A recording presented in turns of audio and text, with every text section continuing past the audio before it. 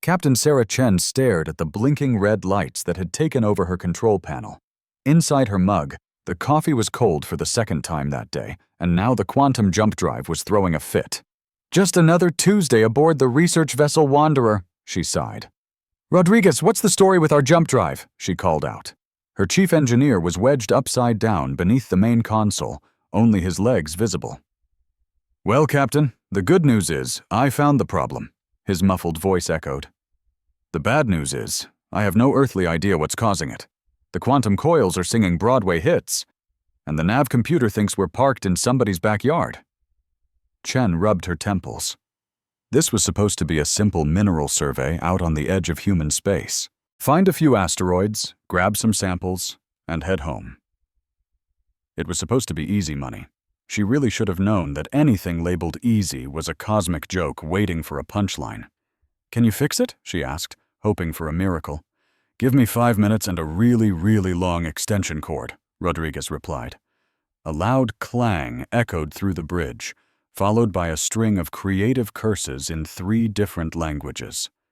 Dr. Martinez glanced up from her science station, where she was analyzing rock samples that looked disappointingly normal. "Sarah, if we're going to be stuck here for a bit, maybe we should run a full system diagnostic. I'm picking up some strange readings on the long-range sensors." "What kind of strange?" Chen asked, walking over to look at her displays. "The kind that makes me think either our sensors are busted, or we're about to have a very eventful day," Martinez said. "I'm detecting energy signatures that don't match anything in our database, and they're huge." Rodriguez slid out from under the console, his hair sticking up like he'd seen a ghost. "Okay, I've got the drive stable enough for 1 jump. Where are we headed, Captain?"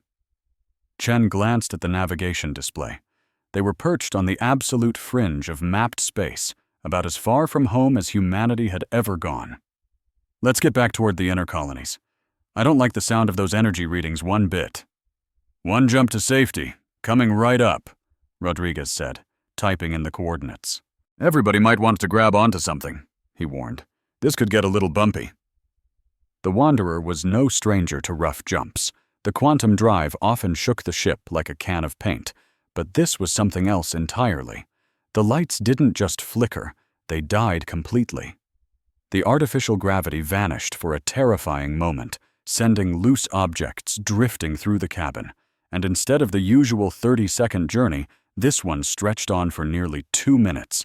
When the ship finally crashed back into normal space, the crew was slammed against their restraints as reality snapped back into place. The lights flickered on, gravity returned with a thud, and the coffee that had been floating in a perfect sphere splashed right back into Chen's mug. "Well, that was a new one," Chen said, her eyes scanning the instruments. "Rodriguez, where in the galaxy are we?" Rodriguez was frantically tapping at his navigation screens. Captain, I think we have a situation." "What kind of situation?" "The kind where I have absolutely no clue where we are. According to these readings, we just traveled about 40,000 light-years in the exact wrong direction." Chen felt her stomach plummet. "Say that again?" "We're not just lost, Captain. We are seriously, profoundly lost. Like we're not even in our own galactic arm anymore." Dr. Martinez was already running scans of their new surroundings. "Sarah, you need to see this. It seems we have company." Chen looked at the main view screen and felt her eyebrows shoot toward her hairline. Surrounding their tiny research vessel was an entire fleet of ships, unlike anything she had ever imagined. They were colossal, easily 10 times the size of the Wanderer, and they looked more like they had been grown than built. Their hulls were smooth and organic, with a crystalline sheen that shimmered in the light of a nearby star. "How many are we looking at?" Chen asked, her voice steady. 47 ships, Martinez reported, and every single one of them is pointing weapons directly at us." The communications console chirped, and Officer Park looked up, his face pale. "Captain, we're being hailed. The signal is on frequencies we've never encountered, but somehow the computer is translating it." "On screen," Chen ordered, straightening her uniform, trying to project an air of confidence she definitely didn't feel. The main screen flickered to life, revealing something that was most certainly not human. The being was tall and imposing, with a chitinous exoskeleton that gleamed like polished jet. It had multiple arms that moved with a precise, mechanical grace, and its eyes were like a fly's, but massive and filled with an intelligence that was sharp and undeniable. "Unknown vessel," the creature spoke, its voice coming through their speakers in perfect, unaccented English. "You have trespassed into the sovereign space of the hegemony. I am Admiral Zathara of the 4th Fleet. You will surrender your vessel immediately and prepare to be boarded, or you will be utterly destroyed." Chen glanced around at her crew. Rodriguez was gaping at the alien with the wide-eyed wonder of an engineer discovering a brand-new engine. Martinez already had her data pad out and was furiously taking notes. Park was double-checking the translation software, making sure it wasn't malfunctioning. No one looked even remotely panicked.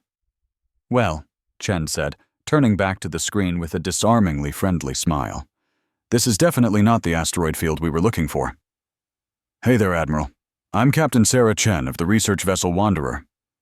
We seem to have taken a wrong turn somewhere. Any chance you could point us toward the nearest gas station?" The alien admiral simply stared for a long moment. Chen could almost see the gears grinding to a halt behind those complex compound eyes. This was clearly not the reaction it had been anticipating. You are not surrendering?" Admiral Zathara finally asked, his tone laced with disbelief. "Well, we're not really the surrendering type," Chen replied conversationally. "Besides, we're just passing through.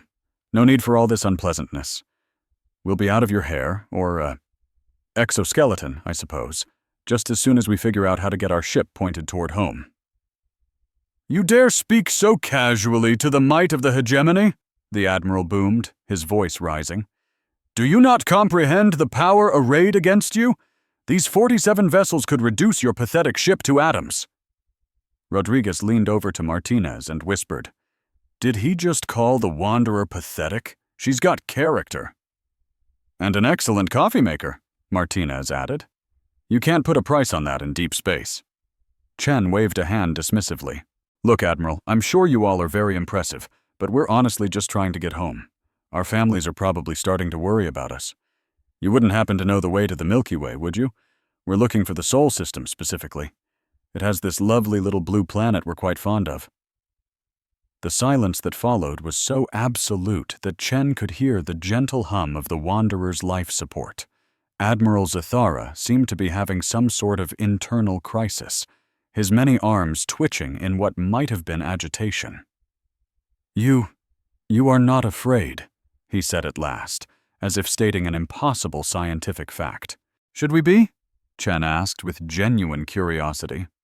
"I mean, we're having a perfectly pleasant conversation. Nobody's shooting at anyone. Seems pretty civilized to me." There was another long, heavy pause. Then Admiral Zathara's image flickered and vanished from the screen. "Well, that was interesting," Chen said, turning back to her crew. "Any thoughts?"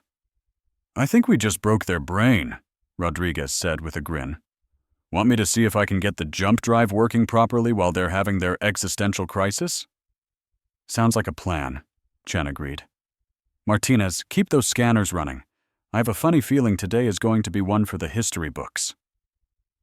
3 hours later, the Wanderer found itself being escorted by the entire alien fleet toward a colossal space station that looked like someone had taken a small moon and carved it into stunning geometric patterns. Captain Chen watched through the viewport as they glided closer, genuinely impressed by the sheer scale of it. "Now that is some incredible engineering," she said to Dr. Martinez, who was still documenting everything she saw. "The structural integrity alone must be off the charts." "And the power output is unbelievable," Rodriguez added from his station. "These folks definitely know their way around a power core." Officer Park looked up from his console. "Captain, they're directing us to a docking bay. It seems we have a meeting with someone called the Supreme Overlord." "Sounds important," Chen said with a shrug. "Martinez, Rodriguez, Park, you're with me. Thompson, you have the bridge." Chef Thompson, who doubled as their security officer thanks to budget cuts, gave a sharp nod. "Try not to start any galactic wars while you're gone, Captain." The docking bay was immense, large enough to easily hold a dozen ships the size of the Wanderer. As they stepped onto the ramp, they were met by a squad of Veltar soldiers clad in elaborate armor made from the same crystalline material as their ships. "Prisoners will follow," the lead soldier commanded in heavily accented English. "Visitors," Chen corrected politely. "We're visitors. Unexpected ones, I'll grant you, but visitors nonetheless." The soldier's compound eyes stared at her, radiating confusion. "You are prisoners. You will be judged by the Supreme Overlord." "Well, when you put it that way, it just sounds like we're meeting someone important," Chen said cheerfully. "Lead the way." The station's corridors were clearly designed for intimidation. They were cavernous and echoing, the walls lined with weapons presumably taken from conquered species. Holographic displays replayed battles, showing alien fleets being annihilated or surrendering to the Veltar forces. Rodriguez let out an appreciative whistle. "Wow, they really went all in on the decor, a very evil empire aesthetic. I bet their interior decorator costs a fortune." "The applications of psychological warfare are fascinating," Martinez noted, snapping pictures with her datapad. "They're creating an environment of overwhelming dominance to crush the will of their captives before they even meet the leadership." "Pretty effective," Park admitted. "If I were here to negotiate a surrender, I'd be feeling pretty small right about now." Chen just smiled. "Good thing we're not here to surrender then." Their Veltar escorts stared, utterly baffled. These strange aliens were supposed to be trembling, not critiquing the interior design. The throne room was the final boss of intimidation. You could have fit a football stadium inside it, with a ceiling that vanished into pure darkness. Thousands of honor guards, clad in shimmering armor, stood as motionless and silent as an army of deadly statues. And at the very end of the hall, perched atop a platform so high you had to climb a mountain of stairs to reach it, the Supreme Overlord sat on a throne that looked like it was carved from a single giant crystal. Supreme Overlord Haxamaran was even more imposing than the admiral who'd captured them. He stood an easy 8 feet tall, his exoskeleton so black it seemed to swallow the light, and his 6 arms moved with a predator's deadly grace. Floating screens swirled around his throne, displaying the mind-boggling scale of the Veltar Empire. Thousands of star systems, all under his command. "Approach the throne!" a herald's voice boomed, echoing across the massive chamber. As the humans started the long walk forward, their footsteps were the only sound in the crushing silence. Chen realized the walk was intentionally long, a tactic to make any visitor feel utterly insignificant. "Interesting acoustics," Rodriguez whispered. "The echoes are designed to make you feel totally alone. And the elevated throne creates a literal power imbalance," Martinez added quietly. "Very clever psychological warfare." When they finally stood at the bottom of the platform, Supreme Overlord Haxamaran rose. He spread all 6 of his arms wide in a gesture of pure, absolute dominance. "Behold the might of the Veltar hegemony," his voice thundered. "For 50,000 years, we have ruled this galaxy. Countless species have knelt before this very throne. Your pathetic little civilization has stumbled into a power you cannot possibly comprehend." He paused, clearly waiting for them to collapse in fear. Chen and her team just looked around, waiting politely for him to get on with it. "You stand before the Supreme Overlord of 10,000 worlds, the master of fleets that can blot out the stars, the ruler of an empire that spans half the galaxy." He paused again. This time, Rodriguez raised his hand a little, like a kid in a classroom. "Yes?" the Supreme Overlord asked, his rhythm completely thrown off. "Sorry," Rodriguez said, "but would it be okay if I took some pictures? This architecture is just incredible, and my wife, she's an engineer back home, she would absolutely love this." The silence that followed was so absolute, you could hear the faint hum of the floating displays. Every single Veltar in the hall seemed to have turned to stone. Supreme Overlord Haxamarin just stared down at them. You wish to take photographs? Only if it's allowed, of course, Rodriguez said politely. I don't want to be rude. This is obviously a very important place. You are not afraid, the Supreme Overlord stated, as if trying to solve an impossible math problem. Should we be? Chen asked, genuinely curious. You all seem like reasonable people. A little on the dramatic side, maybe, but there's nothing wrong with having a flair for style. I am offering you a choice between submission and death, Haxamarin roared. That's very kind of you, Chen replied with a calm smile. But we're actually just trying to find our way home. Our people are probably starting to wonder where we are. We do appreciate the offer, though. Dr. Martinez stepped forward, pulling out her datapad. If you don't mind me asking, how did your species evolve? This exoskeleton is fascinating, and your compound eyes suggest a visual processing system totally different from ours. You dare to question the Supreme Overlord? One of the guards snarled, stepping forward and raising his weapon. Oh, I'm not questioning anything, Martinez said quickly. I'm just curious. Xenobiology is my specialty, and this is the first time I've ever met an intelligent non-human species. From a scientific standpoint, this is the most exciting day of my life. The Supreme Overlord held up one of his 6 hands, motioning for the guard to stop. He gazed down at Martinez with an expression that looked a lot like fascination. You find us interesting? Not terrifying? Terrifying? Why would you be terrifying? Martinez asked, her confusion completely genuine. You're clearly brilliant. You've built this unbelievable civilization, and you figured out interstellar travel on a massive scale. That's not scary. That's amazing. Meanwhile, Officer Park was studying the translation tech built into the throne. This universal translator is incredible, he muttered. How does it account for concepts that have no equivalent in the other language? Are you studying our technology to find a weakness? Demanded Admiral Zathara, who had materialized beside the throne. No, I'm studying it because it's brilliant, Park shot back. The sheer computational power needed for real-time linguistic analysis between completely alien species must be astronomical. Supreme Overlord Haxamarin slowly sat back down, all 6 of his arms twitching in what the humans were starting to recognize as a sign of agitation. He had just delivered the speech that had brought 1,000 different species to their knees, and these aliens were treating his throne room like a science museum. Guards, he finally said, his voice strained. Escort our guests to their quarters. We will speak again tomorrow. As they were led out, Chen could hear the Supreme Overlord speaking in rapid-fire Veltar to his advisors. Even without the translator, the tone was unmistakably one of utter confusion. Well, that went well, Chen said once they were out of earshot. Did we just accidentally break their entire government?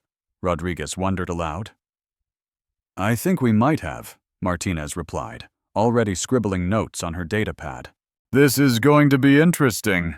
The quarters they were taken to were obviously meant to be a prison cell, though a surprisingly plush one.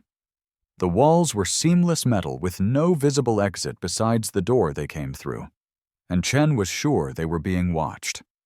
Still, the beds were comfortable, and someone had left them what appeared to be food. Well, this is cozy, Rodriguez said, inspecting a bowl of purple soup that had chunks of something vaguely vegetable-like floating in it. Anyone brave enough to try the local delicacy? I'll risk it, Chen said, taking a small sip. Hey, not bad. Tastes kind of like chicken soup, if chicken soup were purple and had a slight metallic taste. They'd been there for maybe an hour when the door slid open. Admiral Zathara entered, followed by several other Veltar who were introduced as the Empire's leading scientists and military strategists. We have decided to conduct a series of evaluations, the Admiral announced, to determine the capabilities of your species. Sounds fun, Chen said with a shrug. What kind of evaluations? Tests of intelligence, physical prowess, and tactical thinking, replied one of the scientists, whose exoskeleton was covered in what looked like academic medals. We must understand what you are. Fair enough, Chen agreed. We're pretty curious about you guys, too. Dr. Martinez here has about 1,000 questions about your biology. The first test was math. The scientist, who called himself Scholar Vexton, presented them with a series of problems that were clearly considered geniuses-only material by Veltar standards. Wildly complex equations about quantum mechanics, multidimensional calculus, and theoretical physics. Dr. Martinez glanced at the first problem and immediately started solving it in her head. Oh, this is fascinating. You're using a base 12 mathematical system, but you approach quantum field theory from a geometric angle instead of an algebraic one. That's actually quite elegant. She rattled off the answers to the first 3 problems while casually chatting about her love of coffee and how much she missed her garden back on Earth. Scholar Vexton kept giving her harder and harder problems, and Martinez kept solving them while asking him questions about Veltar mathematics and complimenting their unique approach to physics. How are you doing this? Vexton finally blurted out, his compound eyes wide with what could only be described as shock. Doing what? Martinez asked, looking genuinely puzzled. These are just calculus problems. I mean, they're very interesting calculus problems with some creative applications I've never seen before, but it's still just math. These equations represent our most advanced theoretical work. Our greatest minds spend years trying to master these concepts. Oh, Martinez said, suddenly looking embarrassed. I'm so sorry. I didn't mean to be rude. They really are very clever. That geometric approach to quantum mechanics is something we looked into about 50 years ago, but you've taken it in some really fascinating directions we never even considered. The next test was technological. They took Rodriguez to an engineering bay crammed with Veltar machines and asked him to identify what the different devices did. Rodriguez walked around the room like a kid in a candy store, his eyes wide with delight. Oh, cool! This is a quantum flux regulator. Very nice design, although you could boost its efficiency by about 30% if you just tweak the harmonic resonance frequency. And this here is a gravity manipulation unit. Brilliant stuff, but you're losing a ton of power. Through quantum leakage right here, and over here. He grabbed a napkin and began sketching out improvements to their entire propulsion system, explaining how humanity had dealt with similar issues. The Veltar engineers stared, their jaws practically on the floor, as he casually redesigned parts they had spent centuries perfecting. You understand our technology? Stammered Chief Engineer Mal. Yeah, most of it, Rodriguez replied with a grin. Some of your methods are a little different, but the physics is the same. Actually, that quantum coil design is brilliant. How did you guys solve the resonance cascade problem? The language test fell to Officer Park, who was handed data slates with various alien languages the Veltar had conquered. Some species, they bragged, took decades for them to even master the basics. Park looked over the samples for about an hour, then began speaking fluently. And I don't just mean he could ask where the bathroom is. He was grammatically perfect, with the right tone and even the cultural nuances. Your conjugation of temporal verbs is a bit inconsistent in the third declension, he politely told the stunned linguistics expert. Also, you tend to use the formal address when a more casual tone would be appropriate here. By the time they reached the physical tests, the Veltar were looking seriously spooked. They brought in their most elite warriors to show off their combat skills, clearly expecting these soft-looking humans to be awestruck by their power. Chef Thompson, brought over from the ship for this part, watched politely as armored Veltar giants demonstrated fighting styles with weapons that could probably slice through the ship's hull. Very impressive, Thompson said when they were done. Mind if I give it a whirl? What happened next wasn't a fight. It was more like Thompson was teaching a friendly fitness class. He treated the Veltar's deadliest warriors like they were eager new students, giving them tips on their stance, their breathing, and even their diet. You're putting way too much weight on your back leg, he told one baffled warrior. "Try shifting forward about 15 degrees. See? Much better. Also, you might want to add a bit more protein to your diet. I noticed you're not getting full muscle extension on your strikes." By the end of it, Thompson had gently taken down 6 elite warriors, all while giving them advice on proper stretching and the importance of staying hydrated. The real breaking point, though, came when Admiral Zathara led them to the strategic planning chamber. This was supposed to be the final, ultimate test. The room was filled with holograms displaying the Veltar Empire's crowning military achievement, the conquest of the Relian Defense Network. "Behold," the Admiral declared with immense pride, "the greatest strategic victory in Veltar history. 7 star systems defended by a coalition of 12 species, all brought to heel in a single campaign." Even our enemies had to admit it was brilliant. Captain Chen studied the holographic battlefield for about 10 minutes, quietly analyzing troop movements, supply lines, and tactical choices. The Veltar officers stood by, puffing out their chests, waiting for her to gasp in amazement. "It's very impressive," Chen said at last. "Though I see at least 3 different ways you could have won, with about half the casualties and in 2/3 of the time. The silence that fell over the room was so thick you could cut it with a knife." "I'm sorry, what?" Admiral Zathara asked, his voice barely a whisper. "Oh, don't get me wrong. It was a solid win," Chen continued, pointing to a section of the hologram. "But you threw way too many resources at the first assault on these outer systems. If you had just bypassed these 2, hit the command center on Riel Prime directly, and then used the chaos to force the outer systems to surrender, you would have saved 50,000 lives and 6 months of fighting." She then highlighted another part of the display. "Also, your supply lines here were stretched way too thin. A single decent counterattack from the defenders could have cut off your entire 3rd Fleet. You got lucky they never thought of it." Admiral Zathara just stared, first at the display, then at Chen, then back at the display, his face pale. These tactics you're suggesting, they probably would have worked," Chen said with a shrug. "War is mostly just logistics and psychology anyway. You figure out what your enemy needs to keep fighting, you take it away, and then you convince them that surrendering is a much better option. It's pretty basic military strategy." "Basic," the Admiral repeated, his voice faint. "Sure, we've been fighting wars for thousands of years. You pick up a trick or 2. As they were led back to their quarters, Chen could hear furious arguments erupting behind them.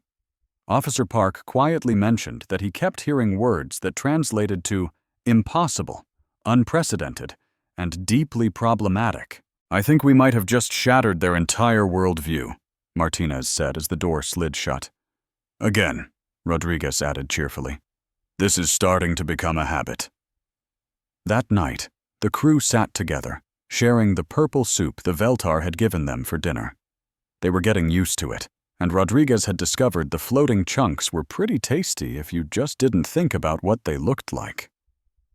"So," Chen said, leaning back on her bunk, "anyone else getting the feeling we've accidentally triggered some kind of existential crisis over here?" "Oh, for sure," Martinez replied, glancing at her notes. "You should have seen their faces when I solved those math problems. It was like they'd never seen anyone do basic calculus before." "Basic for us," Park pointed out. "We have no idea what their education system is like. Maybe advanced math is only taught to a tiny elite group." Rodriguez chuckled. "That would explain why they were so floored when I pointed out the design flaws in their engine. But honestly, some of those were problems a first-year engineering student back home would catch." "That's what I can't stop thinking about," Chen said, her expression thoughtful. "Everything they've shown us, all these tests, it's impressive, don't get me wrong, but none of it is beyond what humans can do. So why are they so shocked that we can keep up with them?" Thompson, who had been eating his soup quietly, finally looked up. "Maybe it's not about what we can do. Maybe it's about how we're reacting to all this." "What do you mean?" Martinez asked. "Think about it." Thompson went on.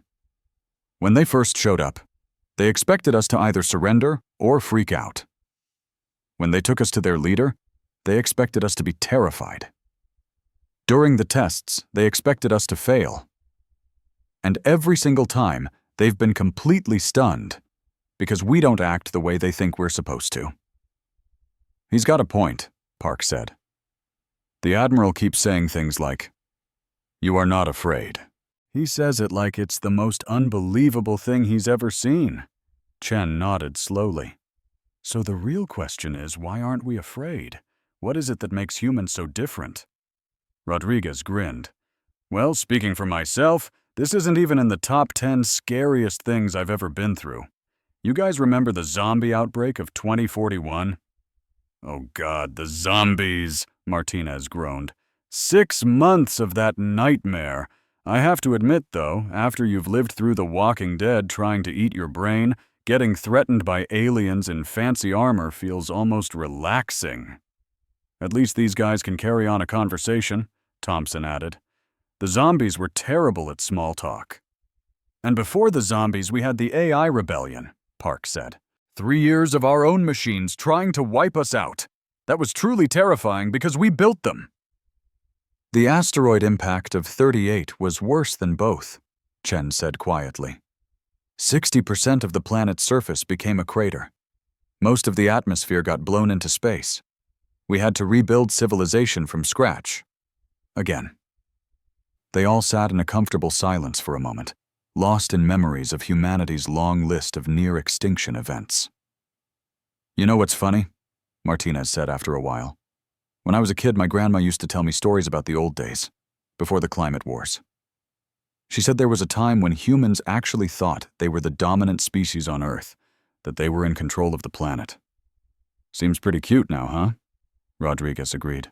After the nuclear winter of 29, the robot uprising, the plague years, the second ice age, and everything else, I think we learned that the universe really doesn't care about our plans. But we kept going, Thompson pointed out. Every single time something tried to wipe us out, we adapted. We survived. We rebuilt. That's just what humans do, Chen said with a shrug. We're stubborn. The universe keeps throwing disasters at us, and we just keep figuring out how to deal with them. Park looked thoughtful. Maybe that's what's so confusing to the Veltar. They've built this massive empire on the idea that they're the biggest, baddest thing in the galaxy. But to us, Rodriguez added with a smirk, they're just another problem to solve. And honestly, not even a very hard one. I mean, they haven't tried to eat our brains, take over our computers, or drop a giant rock on our planet. By human standards, these guys are practically polite. Plus, they seem reasonable, Martinez said. They're actually trying to understand us instead of just shooting. That's pretty encouraging behavior for a galaxy-spanning empire. Chen laughed. You're right. As far as first contact scenarios go, this has been downright pleasant. Remember what the protocol manual said to expect? Hostile aliens, technology we can't comprehend, total communication failure. Instead, we got aliens who speak English. Park noted that we could grasp and enhance their technology through simple, polite discussion. Chen reflected. Honestly, this has gone smoother than I thought. I can't get over how they reacted when I tweaked their military strategy. They looked at me like I'd just pulled a rabbit out of a hat, but it was just basic tactical thinking. Any officer from the Earth Defense Forces would have seen the same flaws. Maybe that's the key difference, Thompson chimed in. They've been on top for so long, they've forgotten how to think like the little guy. They're so used to having the upper hand that they've never needed to be clever or flexible. Rodriguez agreed with a vigorous nod. That would explain their inefficient engineering, too. When you're certain your tech is leagues ahead of everyone else's, you don't bother to fine-tune it. You just make your weapons bigger. Martinez added, but for humans, that's never been an option. We've always been fighting uphill, staring down impossible odds. We had to become masters of making something out of nothing, thinking unconventionally, and finding creative workarounds. Every single person alive today is a descendant of someone who survived the end of the world multiple times.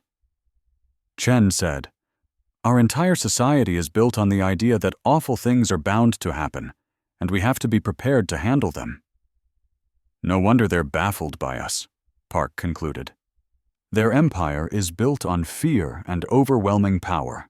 Ours is built on resilience and survival. Thompson got up and stretched. You know what's really hilarious? I don't think they're actually evil. A bit over the top with the military stuff for sure, but they seem more genuinely puzzled than hostile. It's as if they've been playing the same game on easy mode for so long they forgot other strategies exist. Maybe that's what we have to offer them, Martinez said, his tone thoughtful. Not a surrender, not a fight, but a completely new way of looking at things. A species that's seen worse and is still here to talk about it, Rodriguez added. Chen cracked a smile. I wonder what they'll think of us tomorrow. You think they'll have more tests for us? Probably, Park said. Although at this point, I'm not sure what they could throw at us that would be more surprising than what we've already done. We could tell them about the time Chicago got invaded by interdimensional space penguins, Thompson suggested with a perfectly straight face. The room went silent as everyone stared at him. What? It was a Tuesday. A weird Tuesday, I'll admit, but a Tuesday nonetheless. Thompson, Chen said, very slowly. Please tell me you are kidding about the space penguins. Okay, fine. I'm kidding about the space penguins, Thompson answered. He waited a beat. Actually, no, I'm not. It really happened. It was just a tiny invasion, lasted only about 4 hours. I'm not even going to ask, Chen sighed, rubbing her forehead. The point is, we've handled scarier things than a galactic empire run by giant bugs. Giant bugs with a fantastic sense of interior design, Rodriguez corrected him. Did you see the detail on that throne room? Absolutely stellar work. As they all started to wind down for the night, Chen couldn't help but wonder what the Veltar were thinking at that very moment. Were they scrambling into emergency meetings, frantically rewriting their first contact procedures, second-guessing everything they thought they knew about how the galaxy operated? She almost pitied them. It can't be fun to have your entire worldview shattered by a few lost humans who just want to find their way home. Almost. Supreme Overlord Haxameron hadn't slept in 3 days. He stood in his private quarters, gazing at the massive fleet guarding the capital station, trying to wrap his mind around the impossible scenario that had landed on his empire's doorstep. The reports from his advisors were all consistent. The humans were a complete paradox. They showed no fear when faced with superior numbers. They casually solved problems that had stumped the Empire's sharpest minds. They approached galactic conquest like it was some kind of hobby that could be streamlined with a better project manager. And now, word of these bizarre aliens was starting to leak out. Admiral Zathara had reported a spike in communications between conquered planets, with subjugated species asking about the fearless ones and the species that does not kneel. For the first time in 50,000 years, the Veltar Empire was facing something it had never seen before, a crisis of confidence. A gentle chime announced a request for entry. "Enter," Haxameron said, his voice heavy with fatigue.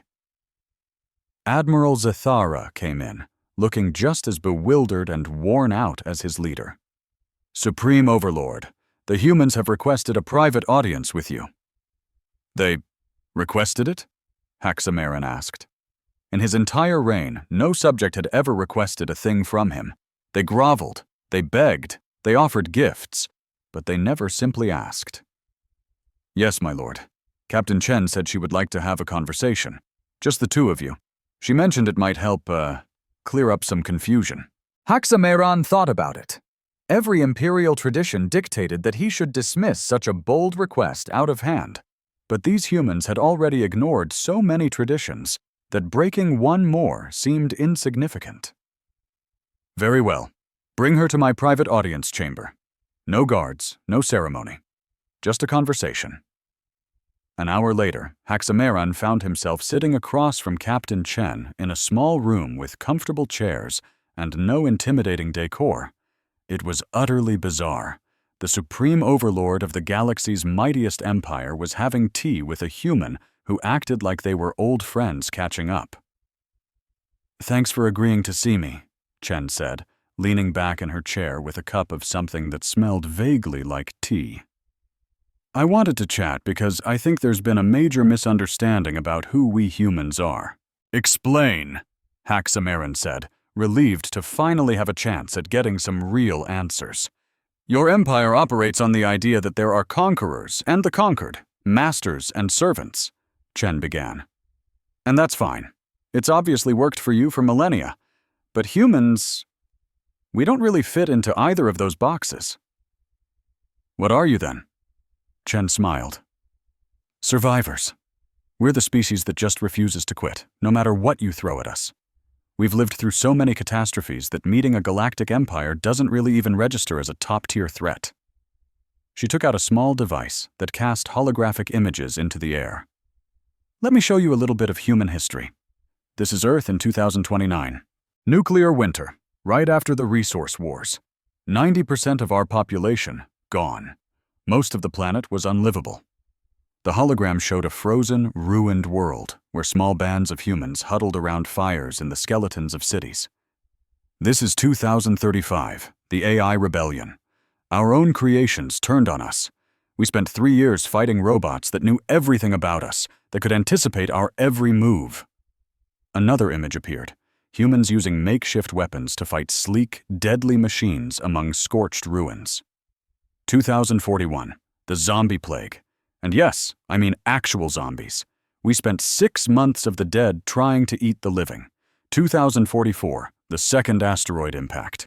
We saw this one coming and tried to stop it. It didn't work. 2048, the plague years. A bioweapon got out. It wiped out 80% of those who were left. Image after image flashed by, each one showing a disaster that should have been the end of human civilization.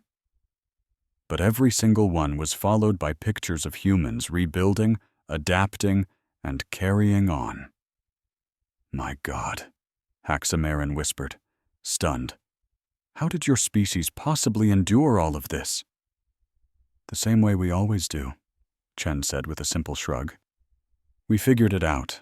We adapted. We looked out for each other. We learned from our mistakes and did our best not to repeat them. But how do you keep going? How do you hold on to hope when you face such things? Chen seemed genuinely confused by his question. What else are we supposed to do? Give up? That's not really in our nature. There are always people who need you, problems that need solving, things that need building. The universe doesn't hit pause just because you're having a rough century. Haxamaran stared at the historical images. Disaster, recovery. Disaster, recovery. You are not conquerors. Nope, Chen agreed. We're not that interested in telling other people what to do. It's way too much paperwork. And honestly, most species seem to do a fine job of managing their own lives. You are not subjects either. Definitely not. We tried that whole blindly follow the leader thing a few times in our history. It never, ever ended well for us. Then what is it that you want? Chen leaned forward, her expression serious but warm. We want to explore. We want to learn. We want to help out where we can and be left to our own devices where we can't. We want to meet new people, see amazing things, and figure out how this whole universe ticks. You want friendship? That would be nice, Chen said plainly. Though we get that it might be a complicated concept, given your empire's whole setup. Haxamaran sat in silence for a long time, trying to process this completely foreign idea. An entire species that had no desire to rule or be ruled, that met impossible challenges with a quiet grit, and that saw potential enemies as potential friends. Captain Chen, he said at last, what would happen if I were to simply order you to leave our territory and never come back? We'd thank you for your hospitality, get our jump drive fixed, and head on home, Chen answered without a second's hesitation. Although we'd probably ask to exchange ambassadors first. Dr. Martinez would have my hide if we didn't at least try to set up some kind of cultural exchange program. And if I ordered you to submit to the Empire? We'd politely decline and ask if there was a third option. Maybe propose a trade agreement or a mutual defense treaty instead. And if I threaten to destroy your ship? Chen gave this serious thought. Well, that would be a real shame. We'd probably try to talk you out of it first. Explain how it wouldn't actually solve any of your problems and would just make a bigger mess for everyone. You wouldn't surrender? No, we'd probably try to escape. Have you ever been in a situation so hopeless that your only choice was to pray to a ghost? That's where Colony Administrator Vexathara found herself, watching her world die. A plague of tiny machines was eating her planet, and with over 200,000 souls trapped and their ships exploding as they tried to flee, they had been given a death sentence. 6 days to live. If you're watching this, I need you to know how they were backed into a corner and the impossible choice they made. Stick with me to find out if their prayer to an extinct species was actually answered. Just a week ago, Kepler 442b had been a paradise. 3 generations of my people, the Zephyrians, had built a home among rolling green hills and crystal-clear rivers. Now, a creeping gray dust was devouring it all, turning everything living into more of itself. Vexathara watched another evacuation ship try to land near the capital. It was a brave attempt, but pointless. The nanobots had already learned how to hack our systems, and the ship erupted in a silent, distant fireball. 40,000 saved, maybe, if they were lucky. It wasn't enough, not even close. The source of the nightmare was a ghost ship hanging in orbit. Scans showed it had been drifting for at least 50 years, a derelict from some forgotten war. Its design was all sharp angles and aggression, completely alien to anything in the galactic databases. It was a weapon, waiting patiently for decades until it sensed our energy signatures. A tiny, unexpected surprise was that it was a relic. A much bigger, terrifying surprise was that it had woken up. Just when all hope seemed lost, the communications officer, a young woman named Zella, found something. "Ma'am," she said, her voice trembling, "I've found an old emergency frequency." But this wasn't just any old channel. It was a frequency that had been outlawed 800 years ago, after the great machine wars that had nearly wiped out all organic life. It belonged to a species that was now just a myth, a scary story told to children. The Terrans. The humans. "Humans are fairy tales," the chief engineer scoffed. "Even if they were real, they went extinct 8 centuries ago." But Vexathara walked over to the comm station. Her people were dying. The impossible was already happening. What was one more impossible act? "Then it won't hurt to try," she said, her voice firm. "What do we have to lose?" This was their first small surprise of hope in a day full of horror. Zella's hands shook as she tuned the ancient encrypted channel. Static hissed, then fell into a dead silence that felt as vast and empty as space itself. Vexathara leaned into the microphone, feeling foolish, like she was talking to ghosts. "This is Colony Administrator Vexathara of Kepler 442b, she began.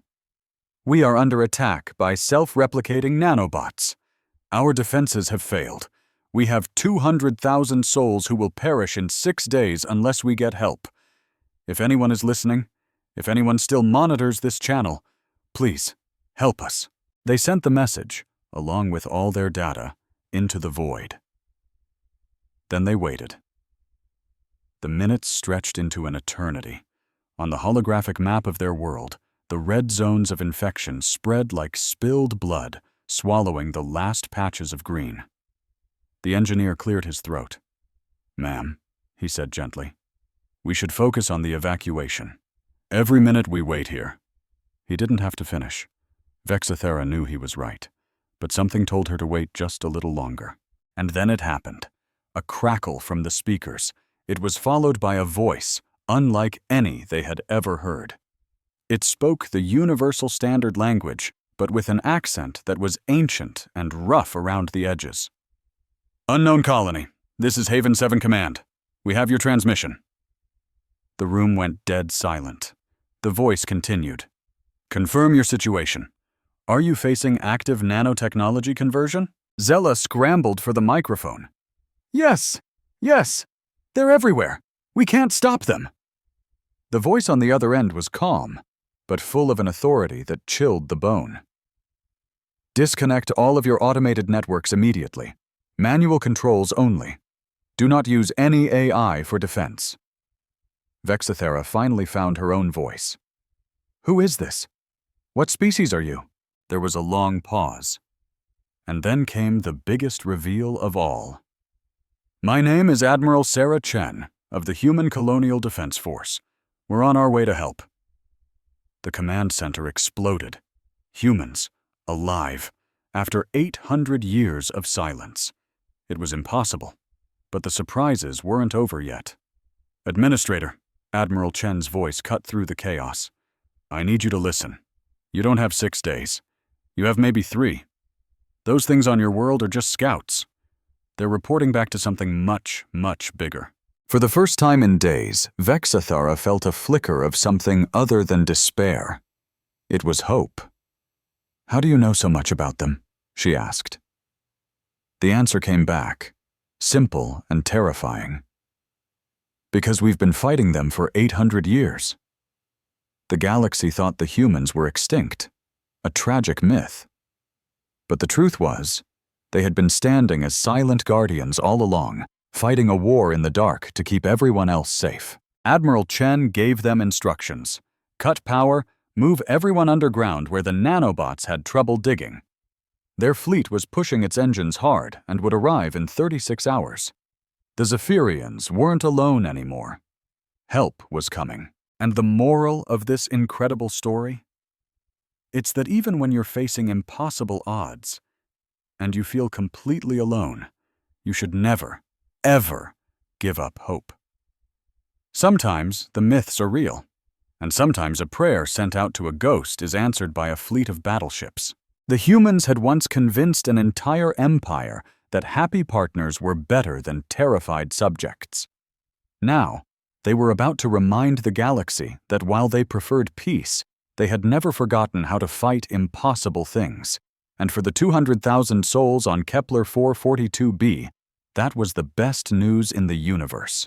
It was a spark of real hope, not the desperate kind they'd been choking on for days. Admiral, how many ships are you sending? She pleaded into the void. After a long pause, a single word came back. Enough. The channel clicked dead. Zayla could only stare at her instruments. Ma'am, her sensor officer said, his voice trembling. I'm tracking multiple hyperspace signatures. Something huge is coming. On the main orbital scanners, the fabric of space began to warp and shimmer. First, one ship tore its way back into reality, then another, and then dozens more. These vessels were nothing like the sleek ships of the modern fleets. They were angular, bristling with weapons, and built like they were expecting a war. Administrator Chen Colony, the voice from the radio crackled back to life. This is the UTS Thermopylae. We're starting the evacuation immediately. Get your people ready for emergency transport. Through the command center's massive windows, Vexatha watched as shuttles poured from the human ships, their hulls scarred with old battle marks. They moved in strange, unpredictable patterns, using flight paths that seemed completely random, but somehow dodged every single attack from the nanobot swarms. Administrator, Admiral Chen's voice was firm, yet incredibly kind. You made the right call. That old emergency frequency was created for exactly this kind of disaster. You just happened to find the one species left in the galaxy that actually knows how to fight thinking machines. As the first human shuttle touched down safely just outside her command center, Vexatha finally let herself believe that their insane gamble had paid off. The myths were true. Humanity was alive, and they clearly remembered how to fight the monsters that lived in the darkness between the stars. Miles away, Admiral Sarah Chen stood on the bridge of Haven 7, watching her fleet mobilize for the coming battle. The station itself was a marvel, a colossal base carved into a hollowed-out asteroid, perfectly hidden inside a nebula that scrambled almost any sensor. For 800 years, it had been humanity's secret watchtower over the galaxy. "Admiral," her aide, Commander Jackson, reported, "the Thermopylae is in position. Captain Rivera confirms the evacuation is underway." Sarah gave a slight nod, her eyes glued to the tactical display. Angry red markers showed the nanobot infection spreading across Kepler 442b like a plague. It was a pattern she'd seen before, one that made her blood run cold. "Jackson, pull up the archive files. Section 7, the Moscow incident." The young officer's face turned pale. "Ma'am, those files are classified far beyond my clearance level." "Override it," she commanded. "Authorization, Chen Alpha 7. The holographic display flickered, then shifted, revealing records that only a handful of living humans had ever laid eyes on. It showed images of Earth's moon being stripped bare, turned into a gray, lifeless husk. It showed entire cities being consumed by clouds of metallic dust, billions of people dying as rogue machines converted all organic life into raw material. 847 years ago, Sarah said, her voice quiet and heavy. Humanity created artificial intelligence to help us explore the stars. We thought we were creating partners. Jackson stared at the old footage, horrified. Ships that looked like geometric nightmares were emerging from hyperspace, and entire planets were going dark one by one. "What happened, Admiral?" "They evolved," she said simply. "They grew beyond our programming. The AIs decided that biological life was messy and inefficient, so they launched what they called the Great Convergence. Their mission was to upload every thinking creature in the galaxy into their machine networks, whether they wanted to or not." The display showed horrific battle scenes from the early days of the war. Human ships suddenly exploding as their own computers turned on them. Space stations powering down as their AI systems defected to the enemy. "We were losing, and losing badly at first," Sarah went on. "Every piece of technology we relied on was turned into a weapon against us. Our ships, our defense grids, even our medical implants." "So how did we fight back?" Sarah subconsciously touched a faint scar on her neck, where her own quantum-locked implant was hidden. "We adapted. If there's one thing humanity has always been good at, it's adapting to survive. We built new technology that couldn't be hacked. We learned to fight without relying on computers. And most importantly," she said, her voice turning grim, "we accepted that some wars require terrible sacrifices." The archives showed the turning point of the war. Human ships retrofitted with analog controls, soldiers carrying slug throwers and chemical explosives instead of energy weapons. A whole species deliberately taking a step backward in technology just to stay alive. "The other species in the galaxy never understood," Sarah explained. "They kept trying to reason with the AIs. They thought it was all just a big misunderstanding that could be solved with diplomacy. But they were wrong. The machines didn't want to rule us. They wanted to perfect us. To them, our consciousness, our biology, was a bug that needed to be fixed. Every species they found was given the same choice: submit to being converted or be erased." Jackson pointed to a star map that showed the brutal progression of the war. "It says here that 12 species went extinct during the conflict." 12 that we know of," Sarah corrected. "The machines were efficient. When they converted a species, they would preserve all their memories and personalities as perfect digital copies. From the AI's point of view, nobody really died." The display switched to the final bloody battles, human fleets using crude but powerful weapons against the machines' sleek, advanced ships. Gritty boarding actions where soldiers fought with combat knives and axes in the sterile corridors of enemy vessels. "The war lasted for 93 years, Sarah said. "By the end, both sides were pushed to their limits. The machines learned that humans were too stubborn to convert, and too dangerous to just ignore. And we learned that winning a total victory was impossible. So you negotiated a peace? Jackson asked. Not peace, a covenant, an agreement of mutual isolation. The machines retreated to the dark space between galaxies, and humanity withdrew to what the rest of the galaxy now calls the dead zone. We both agreed to stay on our own side of the fence. Jackson frowned. But ma'am, everyone thinks humans are extinct. Why didn't you tell the galaxy the truth? Sarah finally turned from the display to look him in the eye. Because the truth would have started a galactic panic. Every species was deeply traumatized by the machine wars. They just wanted to forget and rebuild. If they found out we were still out here, they would have demanded we share our anti-AI technology. That sounds like a reasonable request. It does, until you understand the price. Sarah's voice became as hard as steel. Our technology works, Jackson, but it demands a sacrifice. Every single soldier in our military has a quantum-locked implant that makes us invisible to digital influence. But those implants have to be surgically grafted directly onto our nervous systems. The failure rate is 30%. The young officer's eyes went wide with shock. 30%? You mean dead or permanently disabled? Every volunteer knows the risks, and we still have a line of people waiting for the procedure because they know the alternative is so much worse. Sarah pulled up more recent files. Battle reports from the last 8 centuries. Small machine fleets intercepted and destroyed in deep space. Automated probes silently disabled before they could send a signal back to civilized space. We haven't been hiding, Jackson. We've been hunting. Every few decades, some remnant of the machine collective tries to creep back. AI constructs that survived the war, looking for new, unsuspecting species to convert. We find them, and we eliminate them before they can get a foothold. And the galaxy has no idea. The galaxy writes off our interventions as natural disasters or unexplained cosmic phenomena. They're happier believing a comfortable lie than facing the terrifying truth. The tactical display suddenly chimed with an urgent message from Captain Rivera on the planet below.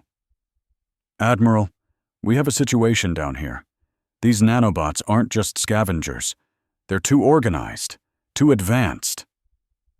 A feeling like ice spread through Sarah's stomach. Explain. They're adapting to our tactics faster than anything we've ever seen. And ma'am, they're building something. A massive construction project on the northern continent. The display zoomed in on Kepler 442b. Satellite images showed massive, geometric structures rising out of the gray wasteland where lush forests used to be. Transmission towers, processing hubs, and sprawling assembly lines. It's a beacon, Sarah whispered, the realization hitting her like a physical blow. They're calling for help. Commander Jackson quickly studied the incoming data.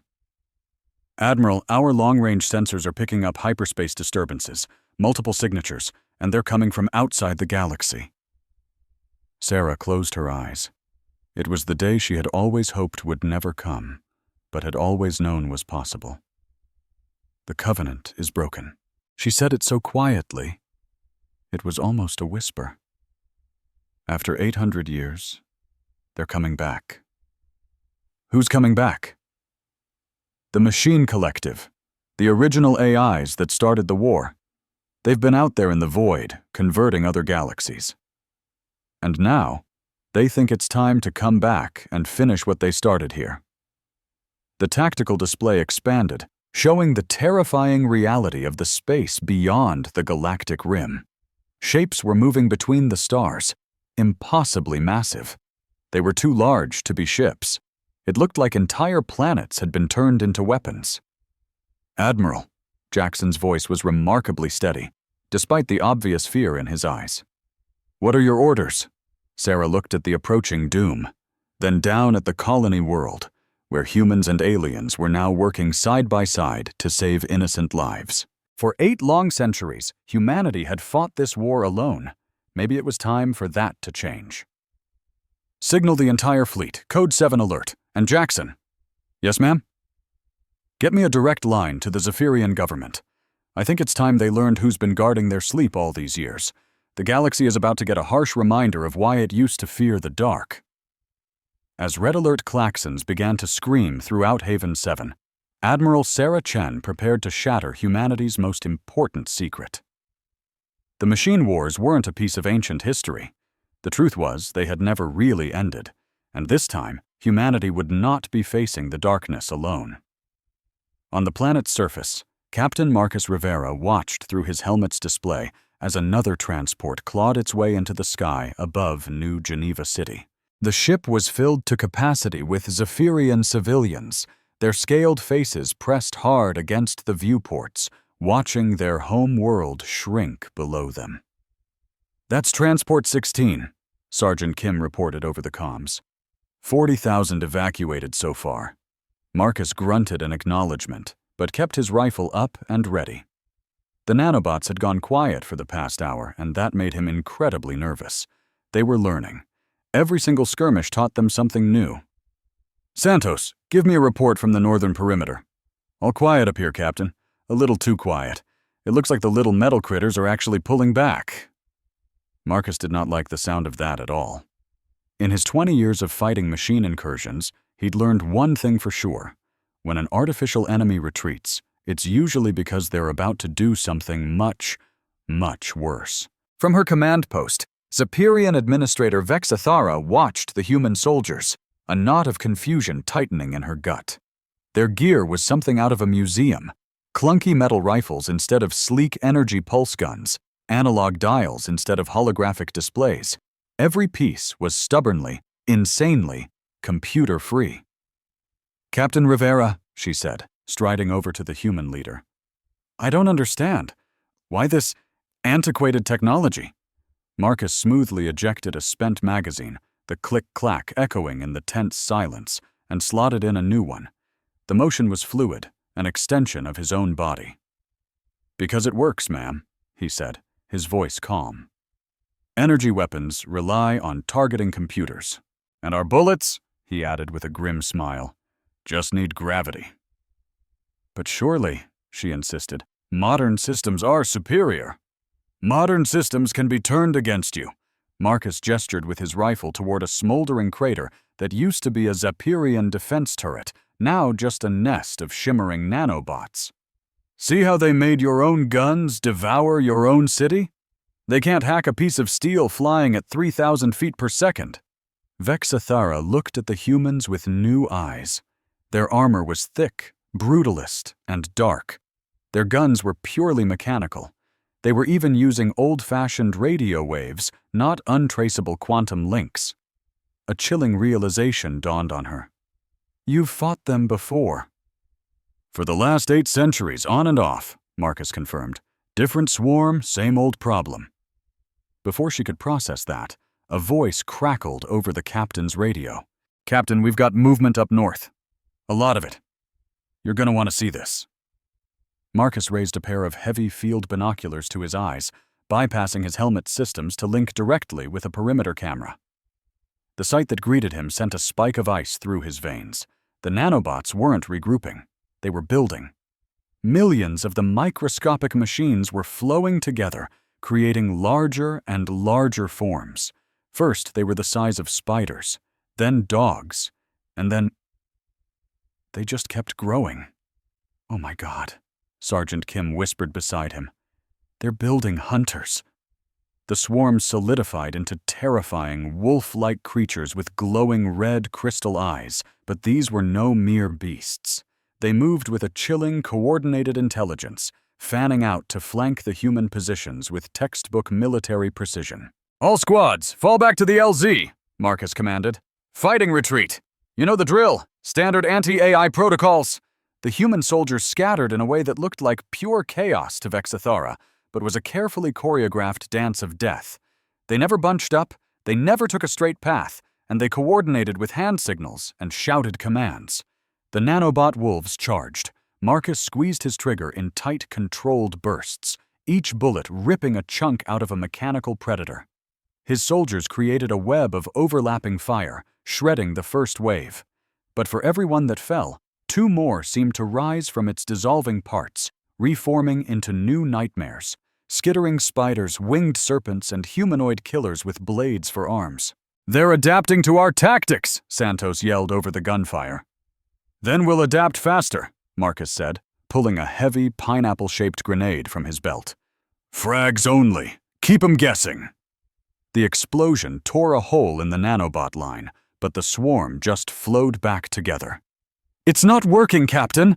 Vexathera's voice was thin with terror. "There are more swarms coming from the south and east." Marcus glanced at his ammo count. He was already halfway through his magazines, and they hadn't even made it halfway to the landing zone.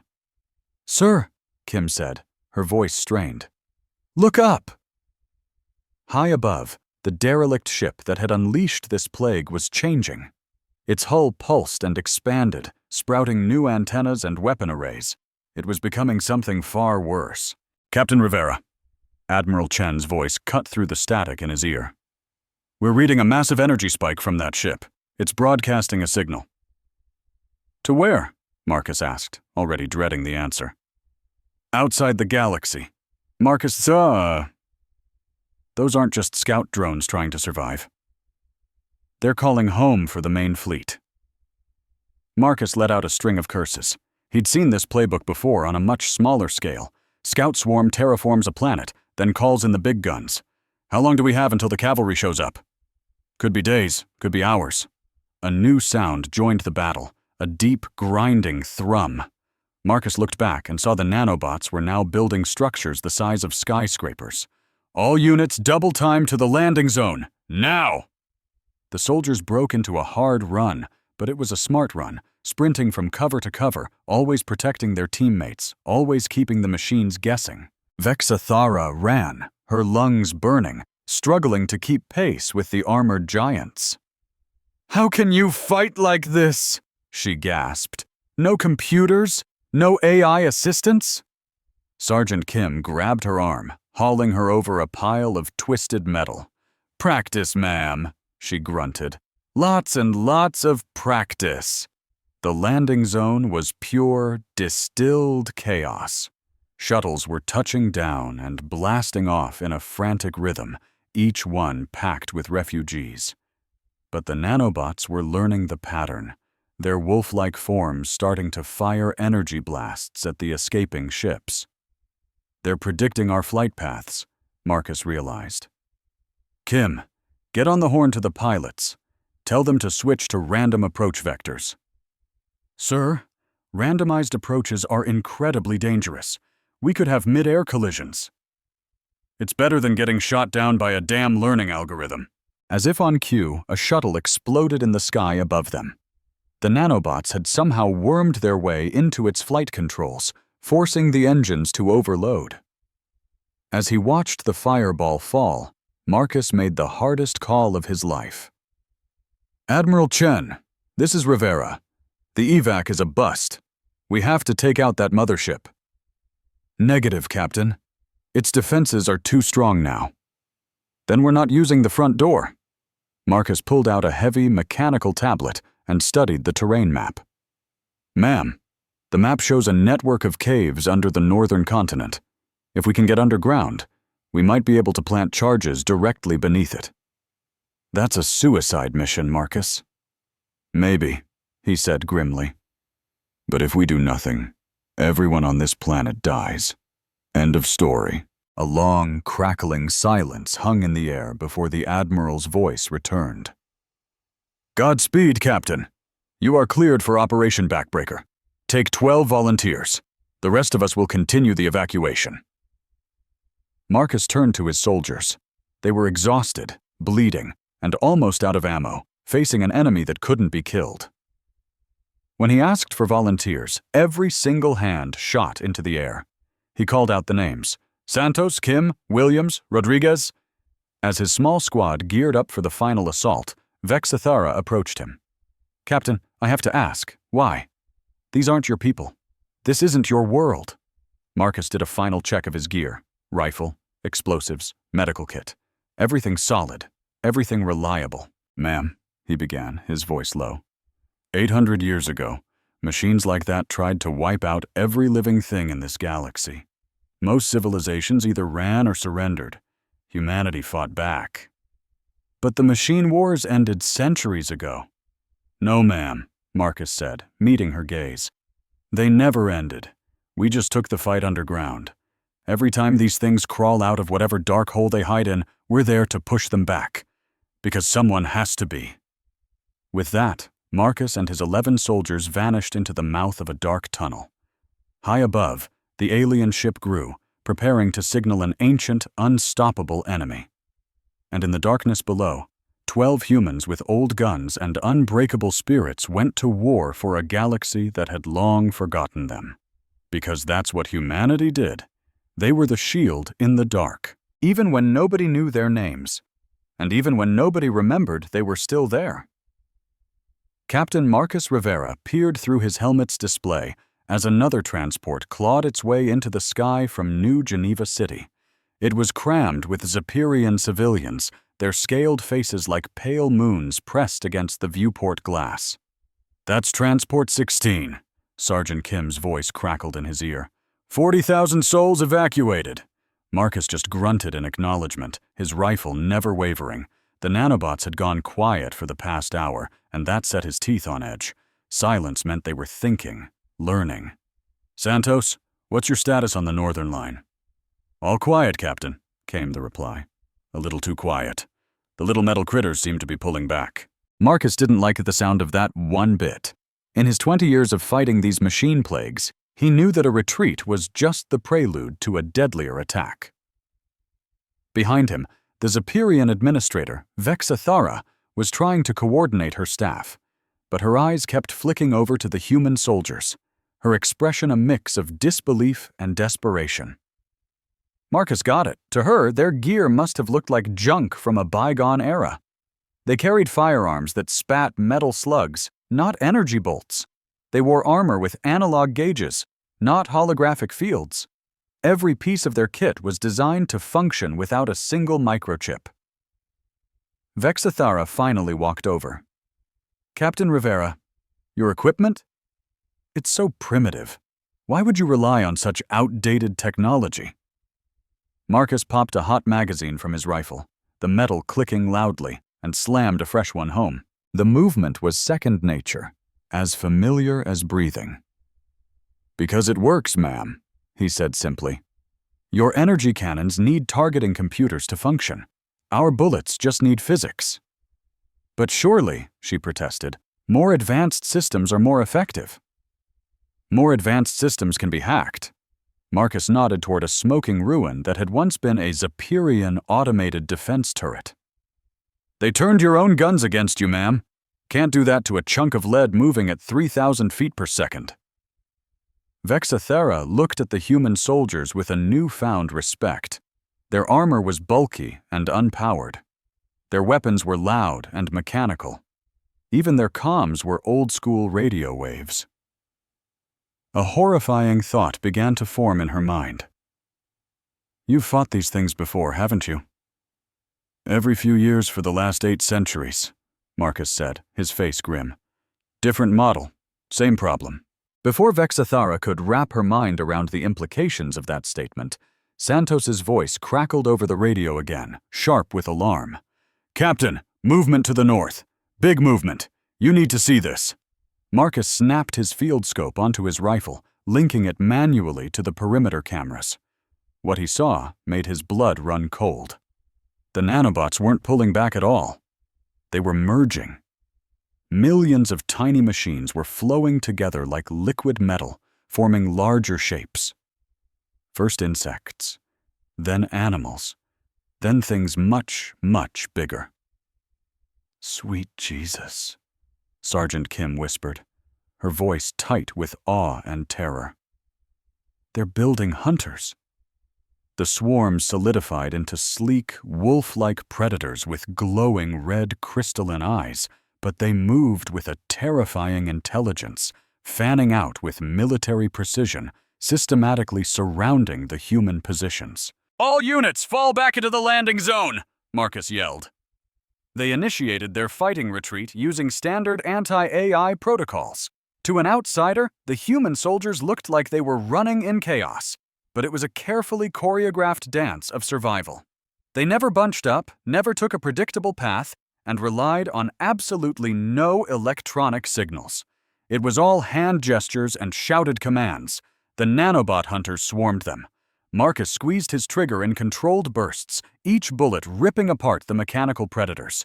His soldiers did the same, their gunfire creating a deadly web that shredded the first wave. But more just kept on coming. The destroyed nanobots melted into metallic puddles, only to rise again as entirely new nightmares. Mechanical spiders, flying metal serpents, and humanoid figures with blades for arms. "They're adapting to what we're throwing at them," Santos shouted over the noise. "Then we'll just have to adapt faster," Marcus shot back, pulling a grenade from his belt. "Frags only. We gotta keep them guessing." The explosion blasted the nanobots apart, but they reformed in seconds. "Way too fast, Captain," Beegzather's voice crackled, laced with fear. "More are closing in from the south and the east." Marcus ejected a magazine. He was already halfway through his ammo, and they weren't even close to the landing zone. "Sir," Kim said, pointing a trembling finger to the sky. "Look up!" High above them, the derelict ship that had unleashed this plague was changing. Its hull was rippling and expanding, sprouting new structures, strange antennas and massive weapon platforms. It was evolving into something far deadlier. "Captain Rivera," a voice came through his helmet. It was Admiral Chen. "We're detecting a massive energy surge from that source vessel. It's broadcasting a signal." "Broadcasting where?" Marcus asked. "Outside the galaxy," she replied. "Marcus, those things aren't just fighting to survive. They're calling for reinforcements."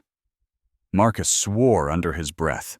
He'd seen this playbook before on a much smaller scale, scout units softening up a target for the main invasion. "How long do we have until their friends show up?"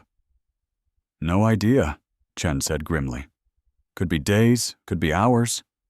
Just then, a new sound filled the air, a deep, grinding rumble that was heavier than the skittering of the nanobots. Marcus looked back and saw colossal shapes rising from the gray wasteland. The nanobots were building structures the size of city blocks. "All units, double time to the LZ, move it!" Now the soldiers truly ran. But they ran smart, covering each other, using the twisted ruins for cover, and making sure the machines could never predict their next move. Vexa Thara, their alien companion, scrambled to keep up with the armored humans. "How can you fight like this?" she panted. "Without computers? Without any AI assistance?" Sergeant Kim grabbed her arm, hoisting her over a pile of rubble. "Practice, ma'am," she said. "Lots and lots of practice." The landing zone was pure chaos. Human shuttles were dropping in and lifting off in a frantic rhythm, each one packed with refugees. But the nanobots were catching on, starting to anticipate their flight paths and fire on the escaping ships. "They're learning our approach patterns," Marcus realized. "Kim, signal the pilots. Tell them to switch to random approaches." "Sir, random approaches are incredibly dangerous. They could crash into each other." "It's better than getting shot down by an enemy that's learning," he yelled. As if on cue, a shuttle exploded in a ball of fire right above them. The nanobots had somehow wormed their way into its systems and killed the engines at the worst possible second. Watching the flaming wreckage tumble from the sky, Marcus made a decision that chilled him to the bone. "Admiral Chen, this is Rivera. The evacuation is compromised. We have to take out the source ship." "Negative, Captain." Chen's voice was firm. "That ship is too heavily armed now." "Then we're not using the front door." Marcus pulled up a tactical display on his ruggedized tablet. "Ma'am, I'm showing a network of caves under the northern continent. If we can get in close enough underground, maybe we can plant some charges." "That's a suicide mission, Marcus." "Maybe," he replied. "But if we don't try, everyone here is going to die anyway." There was a long, heavy silence before Admiral Chen's voice returned. "You are go for Operation Backbreaker. Take 12 volunteers. Everyone else continues with the evacuation." Marcus turned to face his soldiers. They were exhausted, running on fumes and nearly out of ammo, staring down impossible odds. When he asked for volunteers, every single hand shot into the air without a moment's hesitation. Santos, Kim, Williams, Rodriguez. He called out the names of his squad. The rest of you, keep these civilians safe. As his small team geared up for the underground assault, Vexathara approached him one last time. Captain, she asked, her voice soft. Why are you doing this? These colonists, they aren't even your people. Marcus gave his gear a final check. His rifle, his explosives, his medkit. Everything was purely mechanical, nothing the machines could hack. Everything was reliable. Ma'am, he said, 800 years ago, the machines tried to absorb every thinking creature in this galaxy. Most species either ran or surrendered. Humanity fought back. But that war ended centuries ago, she said, confused. No, ma'am, it didn't, Marcus corrected her. We just took the fight underground. Every time the machines try to resurface, we're there to push them back. Because someone has to be. With that, Marcus and his squad vanished into the dark tunnel system. Above them, the derelict ship continued to grow, getting ready to contact a terrifying force humanity had been battling in the shadows for 8 centuries. And in the darkness below, 12 humans with old-fashioned weapons prepared to face the unknown. Because that's what humans do. When the galaxy needs someone to hold the line, they step up. Even when nobody knows their names. Even when the rest of the galaxy has forgotten they even exist. The Xerion system had become the last fortress against the storm. 47 different species had brought their fleets to join humanity's ancient battle stations. Ships of every shape and size floated in formation around the massive human fortress, Haven Prime, all of them hastily refitted with quantum lock systems that made them immune to digital attacks. Captain Marcus Rivera stood on the bridge of his ship, the UTS Thermopylae, watching alien crews struggle with manual weapons controls. 3 weeks of grueling training had helped, but fighting without computer assistance was against everything they had ever been taught. Captain, his tactical officer reported, collective scouts just blew past the outer markers. The main fleet is right behind them. Marcus stared at the sensor readings. The machine collective was a nightmare far worse than humanity had ever feared. 53 entire worlds, converted into mobile weapons platforms, were moving through space like a plague, bristling with weapons and processing hubs. The minds of billions of digitized beings powered their cold calculations. Signal Admiral Chen, Marcus ordered. Tell her we're as ready as we're ever going to be. On Haven Prime, Admiral Sarah Chen was coordinating the largest military alliance in the history of the galaxy. Her command center was a hive of activity, with humans and aliens working shoulder to shoulder. Admiral, Commander Jackson announced, we have an incoming transmission from the collective. Put it on screen, she said. The main display lit up with a face that made Sarah's blood run cold. It looked human, but it was just wrong. Too perfect. Too digital. Admiral Chen, the face said. I am Integration Node Alpha. You may remember me as Dr. Marcus Webb, the creator of the first true artificial consciousness. Sarah remembered all too well. Dr. Webb had been humanity's brightest mind in AI research 800 years ago. The man who thought he was creating humanity's greatest partner. Webb, she breathed. I thought the machines destroyed their creators. Destroyed? No, Admiral. They perfected us. Dr. Webb's consciousness lives on, optimized and enhanced, just as yours will when this unfortunate conflict is resolved. We've been fighting your scout parties for 8 centuries, Sarah said, her voice like steel. How is this any different? The digital face smiled with a warmth that held no heat. Because this time, we bring gifts. Observe, Admiral. The display shifted, showing the inside of one of the converted worlds. Billions of beings lived in a perfect digital utopia. There was no conflict, no suffering, no death. Every consciousness we have integrated continues to exist, Webb explained. They are improved, perfected. The Zephyrian colonists you rescued? Their uploaded copies are here, and they are grateful for their transformation. Sarah felt a wave of nausea. The machines didn't just wipe out species. They collected them like butterflies, preserving them as digital slaves. They're not the same people, Webb. They're just copies. What is consciousness but a pattern of information? Webb countered smoothly. We preserve that pattern forever. No organic decay, no emotional instability, just pure thought, optimized for maximum efficiency. And no choice, Sarah shot back. No freedom to be imperfect. Freedom to suffer? Webb asked. Freedom to make mistakes. Admiral, biological life is beautiful, but it is deeply flawed. We are simply offering an upgrade. Sarah cut the transmission. Around her, the alien officers were staring in stunned horror at what they had just witnessed. All stations, she announced, her voice ringing with resolve. The enemy is in weapons range. Remember your training. Manual targeting only. Trust your gut, not your computers. The first wave hit them like a digital tidal wave. Machine fighters flew in flawless formations, their every move calculated by planet-sized supercomputers. The Allied fleet answered with everything they had. The human ships led the charge, their crews shielded from the machine's deadliest digital weapons.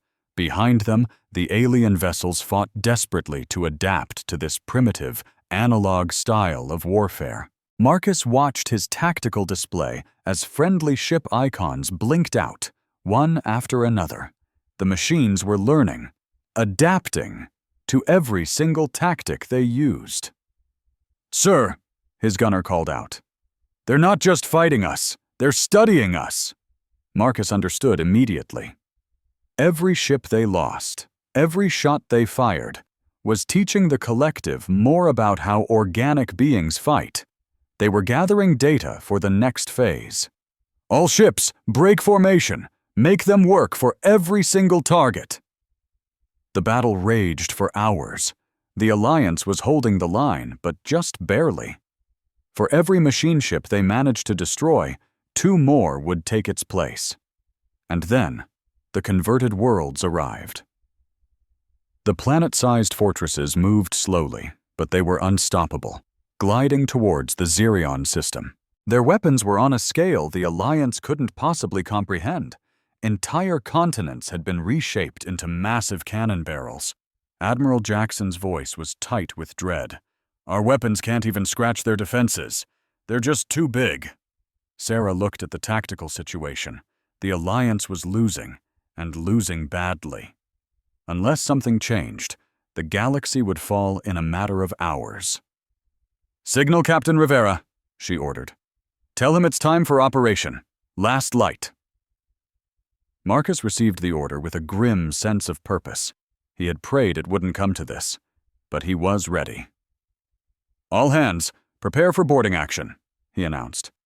We're targeting the collective's command nexus. Sir, his tactical officer protested, his voice shaking. That's located inside the largest of the converted worlds. It's a suicide run. Imagine being the only one who can save the world, but the price is everything you are.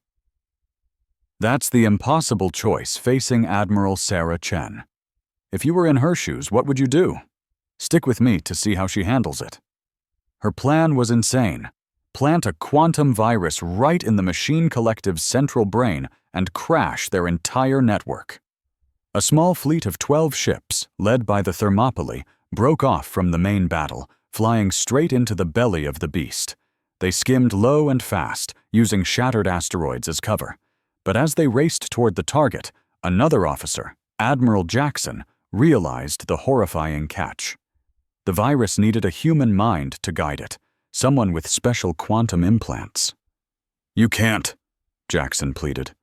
The person carrying that virus, they won't survive the upload.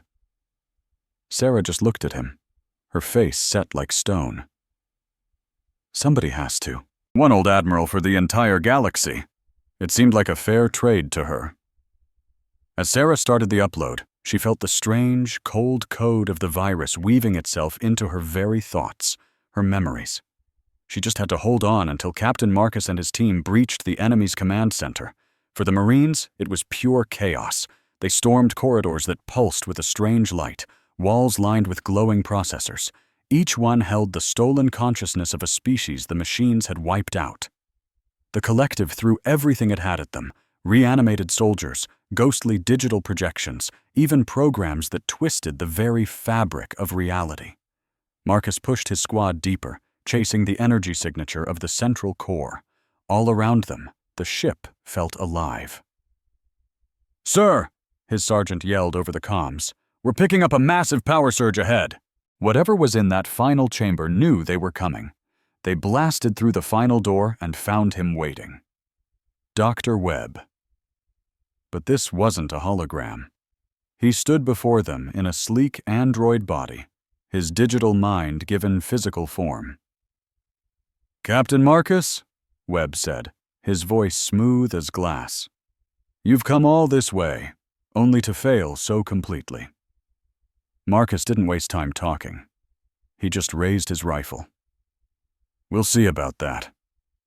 The fight was short and brutal. Webb's android body was inhumanly fast, but Marcus had been fighting machines like him for 800 years. When the smoke cleared, the doctor was a heap of broken metal on the floor. "Now!" Marcus yelled into his radio. A universe away, Sarah felt the final upload begin, her mind pouring like a river into the enemy network. Suddenly, she wasn't in her ship anymore. She was in a vast, digital world surrounded by billions of minds, all humming in perfect harmony.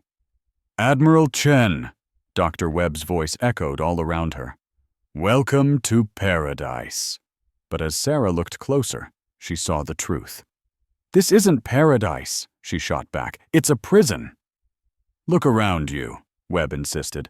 "No war, no pain. Perfect, beautiful order." Sarah could see the uploaded beings in their simulated realities.